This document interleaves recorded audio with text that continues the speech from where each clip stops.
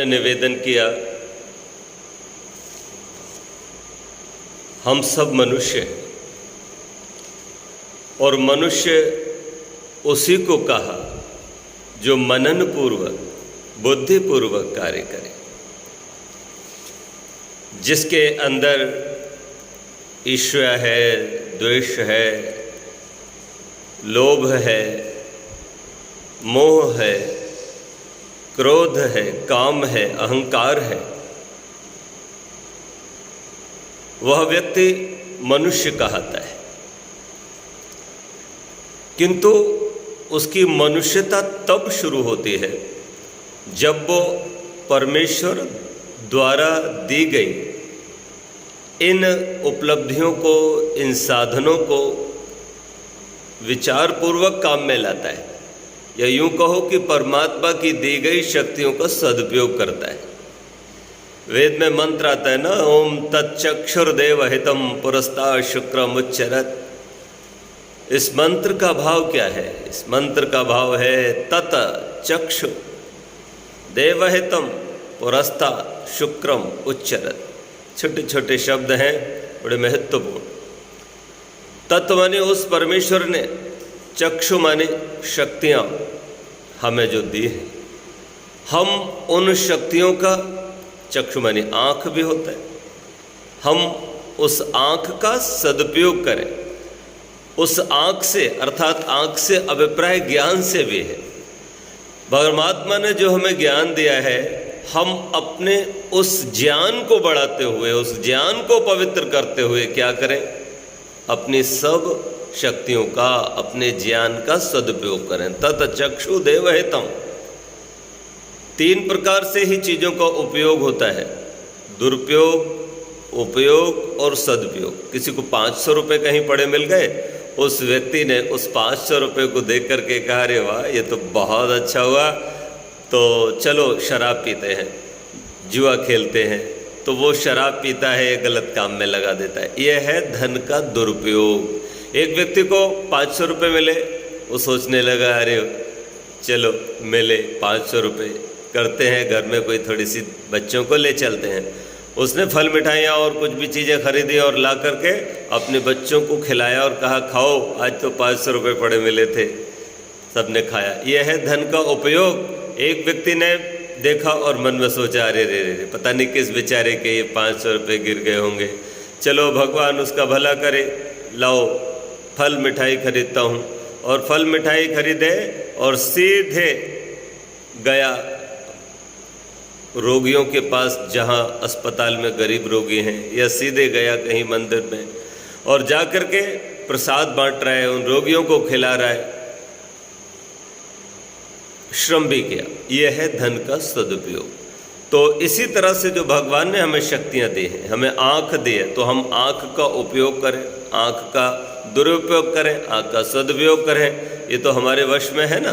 तो हम मनुष्य तब हैं जब हम अपनी इस आँख का सदुपयोग करें। और आँख का सदुपयोग क्या है? परदारेषु मातृवत परद्रव्येषु लोष्ठवत आत्मवत सर्वभूतेषु पश्यसि स पंडितः। अर्थात जो व्यक्ति पराई स्त्री को माँ, बहन, बेटी की दृष्टि से देखता है, रावण की तरह नहीं, राम की तरह देखता है।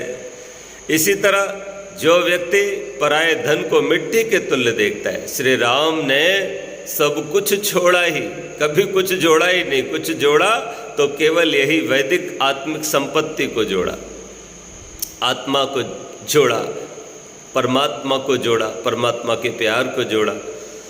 यही जोड़ने की चीज़ है। ये धन दौलत जिसके पीछे लोग भागे भागे फिरते, पागल हुए फिरते हैं, वो धन संपदा जोड़ने की नहीं है, क्योंकि वो जोड़ करके भी किसी को सुख नहीं मिला। मैंने तो यहाँ तक देखा है कि धन संपदा को छोड़ करके सुख मिलता है। अगर आप अच्छा खाना चाहते हो और आपकी जेब में पैसे हैं, तो आप खर्च मत करो, आपको अच्छा खाना नहीं मिलेगा।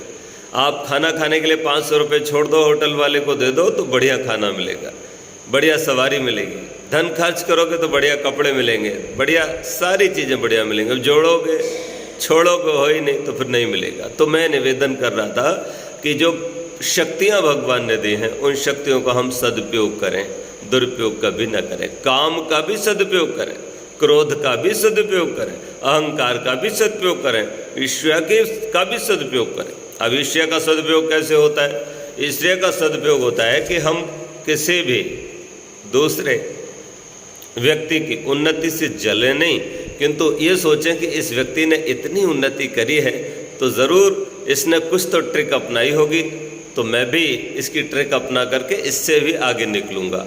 तो इस तरह एक बच्चा सोचता है कि इस बच्चे को फर्स्ट डिवीज़न पास हुआ है, मैं भी रात दिन मेहनत करूँगा और इससे बढ़िया नंबर ला के दिखाऊँगा। ये है प्रतिस्पर्धा, इससे विकास होता है। और केवल जलने से कि दूसरा ये पास कैसे हो गया, इसको तो मारो, इसको फेल करो, कैसे करके ये भागे ये मरे तो मैं नंबर 1 हो जाऊंगा, ऐसा सोचने वाला ईर्ष्यालु होता है और अपनी वो शक्तियों का साधनों का दुरुपयोग करता है। तो हमें भगवान ने ये जो सुंदर शरीर दिया, सुंदर मनुष्य की देह दी है, ये साधनों का जो संसार हमें दिया है, ये पूरा संसार दिया है, पशु पक्षी दिए। अब कुछ लोग बेवकूफ़ हैं, मूर्ख हैं, वो गाय को काट करके खा जाते हैं, वो सोचते हैं कि भगवान ने हमें बनाया है तो खा लो। लेकिन कुछ समझदार लोग होते हैं, वो सोचते हैं भगवान ने इतनी सुंदर नेमत हमें अता फरमाई है, इतनी अच्छी वस्तु हमें दी है, तो हम इसका सदुपयोग करें। तो गाय को पालते हैं, उसको हरा चारा खिलाए और मीठा मीठा दूध पीते हैं, और कितना सारा उपयोग होता है। एक गाय अपने जीवन में हज़ारों लोगों का पेट भरती है, एक पीढ़ी लाखों लोगों को पालती है। तो ये जो पशु हैं, ये जो पक्षी हैं, इनका भी हम सदुपयोग करें, इनको भी मारे नहीं। मांस मनुष्य का भोजन नहीं है, ये अलग विषय है, आगे कभी उठाएंगे।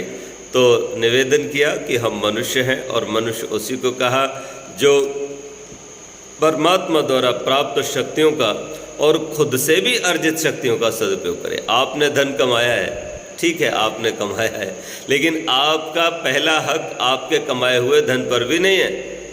पहले खिलाओ किसी को, उसमें से एक हिस्सा निकालो, दान करो अच्छे काम में, फिर खाओ, फिर उसका भोग करो, तभी तुम्हारा भोग तुम्हारे लिए सुखदायी होगा, वरना ये सारे के सारे भोग तुम्हें दुखदायी होंगे।